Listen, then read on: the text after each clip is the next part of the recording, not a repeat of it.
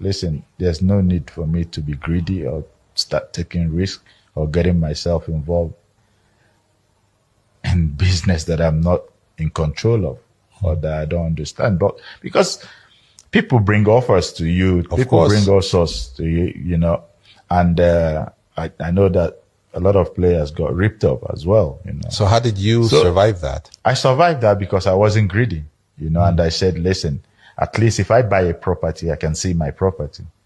Even if I'm unlucky that the property burns down, I still have my land to start a new life with, you know. So the only business that I was doing was property. And that's what you chose. You said, I'm not going to go into other things that I don't understand. It's strictly property. Yes.